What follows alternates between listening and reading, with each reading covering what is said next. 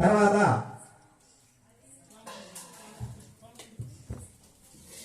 శ్రీనివాస గారు సత్యనారాయణ స్వామి వారు పాట పాడదామని విన్నాము.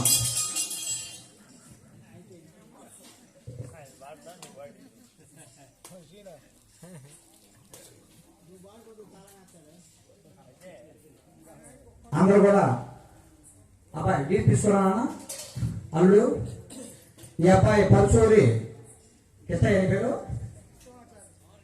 మోహన్ కృష్ణ. పర్వాలేదు, కృష్ణ పరమాత్మ వచ్చినట్టే మాకు ఈరోజు. పవన్ కృష్ణ మా అల్లుడు, మా చెల్లెలు.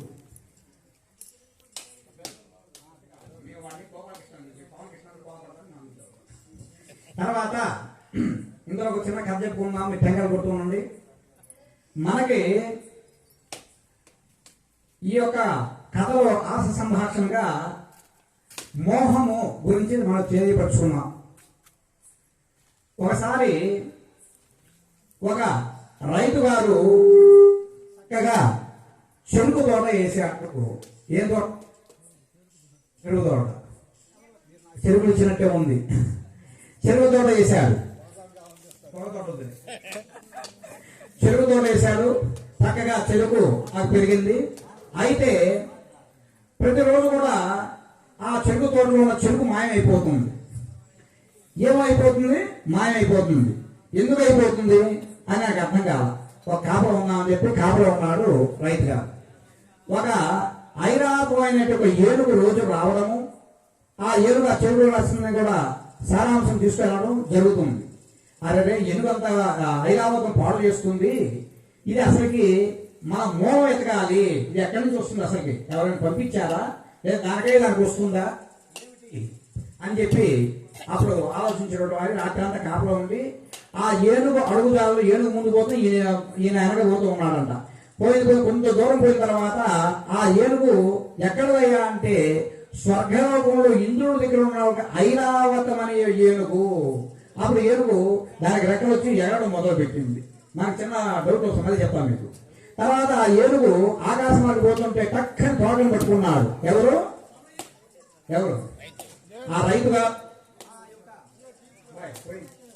ఆ రైతు గారు ఆ ఏనుగు యొక్క తోటను పట్టుకున్నాడు. ఎన్నోకమైందయ్యా? తోటను పట్టుకుని ఆ ఏనుగుతో పాటు ఆకాశ మార్గమైన స్వర్గలోకం వెళ్ళాడు. వెళ్ళిన తర్వాత ఆ ఐరావతానికి ఇంద్రుడు కొన్ని ఈ యొక్క ధనాన్ని, బంగారాన్ని అన్ని ఇచ్చాడు. ఎందుకంటే నాకు వాహనం కదా, వాహనానికి ఇయ్యాలా పర్లేదు. ఆ ఇచ్చిన తర్వాత ఈ చెరుకు ఈ యొక్క రైతు గారికి ఇవన్నీ సగం తీసుకోపో, పాపం నీ చెరుకు తోటలో సగమే నేనే తిన్నాను, నాకు చేసిన వ్యక్తిని మర్చిపోకూడదు, అందులో నువ్వు రైతు కాబట్టి అని చెప్పి ఆ సగం బంగారాన్ని ఆయనకి ఇచ్చారు. ఎవరు? ఐరావతం. సరే వస్తూ మళ్ళా పక్కన వచ్చింది. అదే ప్రకారంగా వచ్చిన తర్వాత, ఓ రైతు, నీకున్నంత యొక్క ఆ చెరుకు మిగిలిన యొక్క సగభాగం నాకు ఇవా, నీకు కొంచెం ఇంకా నీకు బంగారాన్ని ఇస్తాను, ధనాన్ని ఇస్తాను అని అంటారు. సరే అని చెప్పి అది అలాగే ఇచ్చిన తర్వాత ధనాన్ని ఇచ్చాడు. ఇంకా ఆ ఊళ్ళోనే కోటీశ్వరుడు మిద్దె మీద మిద్దె బ్రహ్మాండంగా అసలు ఆయన యొక్క జాతకమే మారిపోయింది ఆ రైతుది. తర్వాత మనకు ఆ పక్కన ఉన్న పొరవాళ్ళు ఏం చేశారు? అరే ఈ సుబ్బారావు అనే ఒక రైతుకి ఇంత ధనం ఎట్టొచ్చింది? నిన్నగాక చెరుకు ఇంత ధనం వస్తుంది ఎక్కడైనా? నేను 20-30 ఎకరాలు నాకే రాలేదు, వీడు బిల్డింగ్ కట్టాడు, ఈ బ్రహ్మాండం బాగొడుతున్నాడు అని ఏస చేత అసలు ఏంటి అయితే కథ అని చేద్దామని చెప్పేసి ఆ రైతుని అడిగానంట. ఓరవలేక రైతు దగ్గరికి పోయాడు. పోయి, నీకు ఇంత ధనం ఎక్కడి నుంచి వచ్చింది? నీకు నిజం చెప్పు, అబద్ధం చెప్పుకున్నా.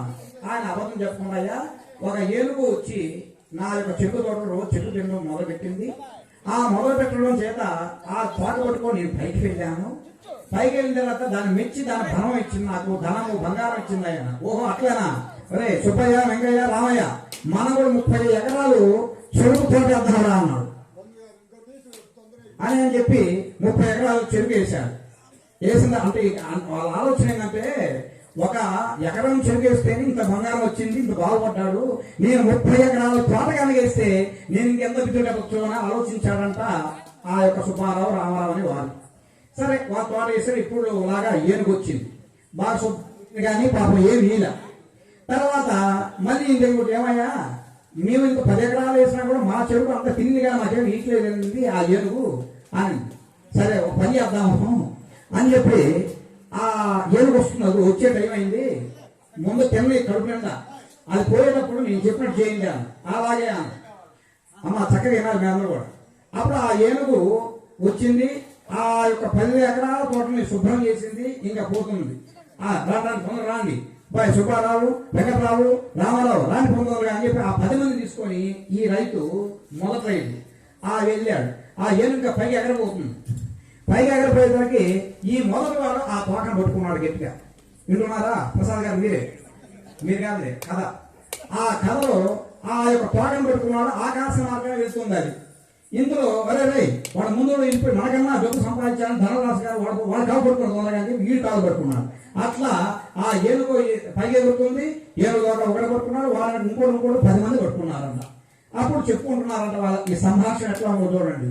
అదే మనం వీడు కనుక కొంచెం కనుక వెనకొచ్చినట్టయితే ఈయన ముందు పోయి మళ్ళీ డబ్బు సంపాదించుకునేవాడు, మనం కాలు పట్టుకున్నాము, వాడితో మనం కూడా పడతాము అని చెప్పి ఆ విధంగా పోతున్నాడంట. ఈ కింద వాడు ఏం చేశాడు, దమ్ముకుంటాడా? అరే సరే కానీ ఈ ఏనుగు ఎక్కడ పోతుందా అన్నాడు. నాకేం తెలుసు, పై వాళ్ళని అడుగుతా అన్నాడు.